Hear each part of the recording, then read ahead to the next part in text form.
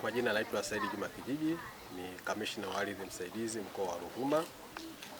Leo tupo kwenye kliniki ya ardhi. Kwenye zoezi la siku ya mwanamke duniani, Wizara ya Ardhi, Nyumba na Maendeleo ya Makazi imekuja na special program kwa ajili ya kina mama. Programu hii inaitwa Samia Ardhi Clinic.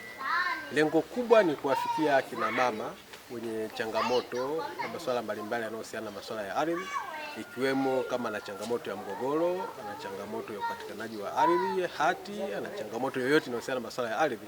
Basi sisi kama wizara tumekuja kwa ajili ya kusaidia kutoa elimu juu ya upatikanaji wa hati, kutoa elimu juu ya masuala yote yanayohusiana na ardhi, lakini na changamoto zingine zikiwa za migogoro, zote ni kutoa huduma kwa wananchi tuweze kuwafikia. Lengo ni kuendelea kuenzi siku ya mwanamke duniani, na kwa hapa mkoa wa Ruvuma tutaifanya kuanzia tarehe 2 ambayo ni hii leo mpaka tarehe 7 siku ya Jumamosi kwenye eneo la Peramiho B. Wito wangu kwao ni kwamba viwanja tumevipima vingi, basi wajitokeze kwa kadiri iwezavyo ili waweze kumilikisha viwanja hivyo, kwa sababu kiwanja kilichopimwa kisipomilikishwa kinaweza kuzua migogoro mingi, kwa sababu mtu yoyote anaweza akagushi nyaraka akapeleka ofisi za ardhi na akaweza kumilikishwa. Kwa ili kuepukana na changamoto za namna hiyo, ni vyema kiwanja chake ambacho kimepimwa akaenda yeye mapema kwenye ofisi za ardhi, akawa registered, akaandaliwa hati miliki, ili aondoe ule mwanya ambao wa mtu kuja kugushi na kuweza kuandaliwa hati miliki wakati yeye kumbe ameshapima na yuko na hati yake. Kwa jina naitwa Leonard Melchior Msafiri, ni kamishna wa ardhi msaidizi nayehusika na swala la mapato na uwekezaji. Zoezi hili kama nilivyosema ni kwamba linaendeshwa nchi nzima. Kwa hiyo ni wito wa wizara pia katika mikoa yote 26.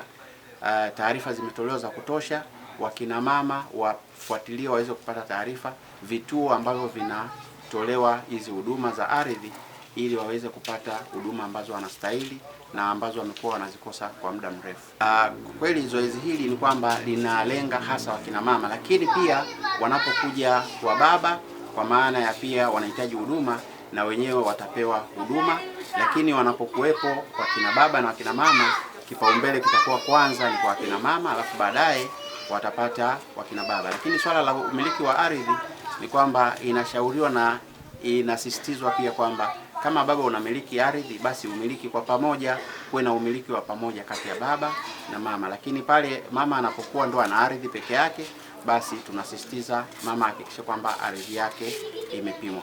Kwa upande wa hapa Ruvuma na hususan eneo la Peramiho, tunategemea kutoa hati zipatazo 16,000, kwa maana ya kwamba tayari viwanja hivi vimepimwa na vipo tayari kwa ajili ya umilikishaji. Kwa hiyo tunatoa rai kwa kina mama wote eneo la Peramiho ambao wamepimiwa ardhi zao wafike, lakini wakina baba pia ambao wana ardhi katika eneo hili na ardhi yao imepimwa, ni rai yetu kwamba pia wajitokeze kwa wingi ili tuweze kuhakikisha kwamba wanapata hati kwa wakati, na ili zoezi letu na muda huu ambao umepangwa rasmi kwa ajili ya kina mama, tunaona kwamba tuwe na ufanisi wa kutosha katika zoezi ambalo